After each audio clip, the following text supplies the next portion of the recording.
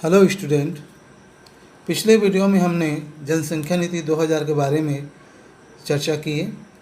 जनसंख्या नीति के अंतर्गत परिवार नियोजन एक महत्वपूर्ण टॉपिक है।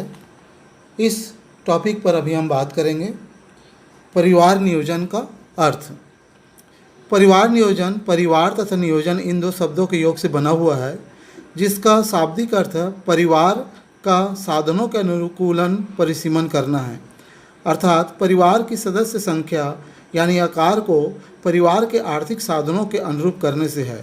वैसे परिवार नियोजन एक व्यापक शब्द है जिसका विस्तृत अर्थ है। H.N. कॉल के अनुसार परिवार नियोजन एक कल्याणकारी योजना है जिसका उद्देश्य व्यक्ति की उन्नति, परिवार की भलाई, समाज का सुधार और देश की उन्नति करना है।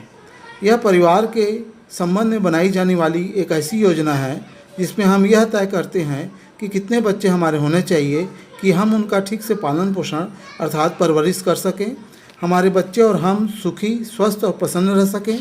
संक्षेप में नियोजित मातृत्व पितृत्व ही परिवार नियोजन है। 1952 में परिवार नियोजन सम्मेलन में डॉक्टर एस राधाकृष्णन जी ने कहा था, यदि कोई स्त्री को अधिक संतान पैदा करने के लिए बाध्य करता है तो वह मानवता के प्रति क्रूरता करने का अपराधी है। वह ऐसा करके न केवल स्त्री के स्वास्थ्य को बर्बाद करता है, वरन जो विवाह सुखी और सफल हो सकता है उसे भी निरर्थक कर देता है। अतः यदि आप अपने पारिवारिक जीवन के स्वास्थ्य एवं सुख को सुरक्षित रखना चाहते हैं तो आपको संतानोत्पत्ति के समय का खूब सोच समझ कर निर्णय करना होगा। मैं समझता हूँ कि यह तय करना ही परिवार नियोजन है।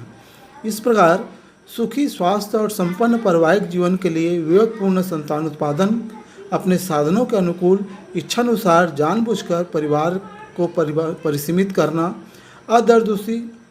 अदूरदर्शी मातृत्व को रोकना और संतति का उचित काल नियमन करना ही परिवार नियोजन है। सरल अर्थों में परिवार नियोजन का अभिप्राय विभिन्न पद्धतियों एवं तरीकों द्वारा परिवार के सदस्यों की संख्या को सीमित करना अर्थात बच्चों का जन्म अपनी इच्छा से न कि संयोग से है। परिवार नियोजन का उद्देश्य विवेकपूर्ण मातृत्व पितृत्व, स्वस्थ बच्चे व सुखी परिवार का निर्माण करना है। इस प्रकार अपने साधन के अनुकूल अपने परिवार को अपनी इच्छा से परिसीमित करना ही परिवार नियोजन है। परिवार के कल्याण और समृद्धि के लिए यह आवश्यक है कि परिवार का आकार इतना बड़ा न हो कि बच्चों का पालन पोषण, उनकी शिक्षा दीक्षा ठीक से न हो पाए, माता और बच्चों को स्वास्थ्य गिर जाए और वे अभावग्रस्त जीवन व्यतीत करने को बाध्य हों।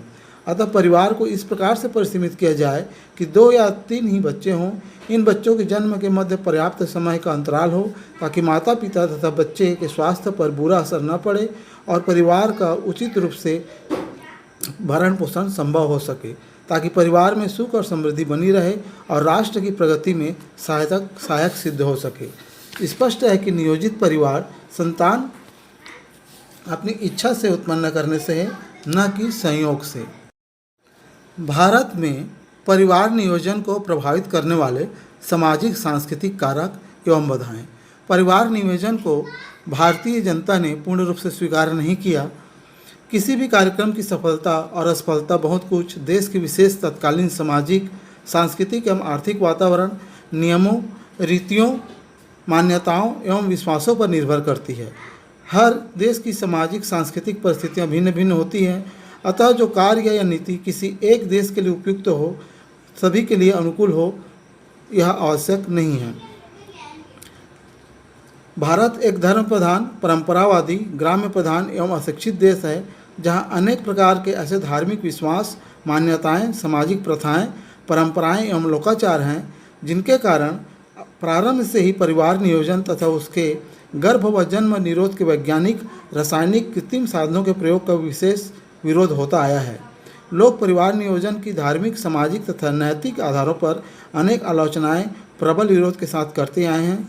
यही कारण है कि इतने शासकीय व्यय और प्रयत्नों के बाद भी परिवार नियोजन जनता का कार्यक्रम नहीं बन पाया है। लोगों ने इसे मुक्त हृदय से स्वीकार नहीं किया और वांछित सफलता प्राप्त नहीं हो सकी। अतः यह आवश्यक है कि परिवार नियोजन को सफल करने के लिए कुछ आवश्यक कदम उठाने चाहिए। परिवार कल्याण या परिवार नियोजन कार्यक्रम को सफल बनाने के उपाय। परिवार कल्याण कार्यक्रम को और अधिक सफल बनाने के लिए निम्नलिखित उपाय किए जा सकते हैं। पहला, प्रचार।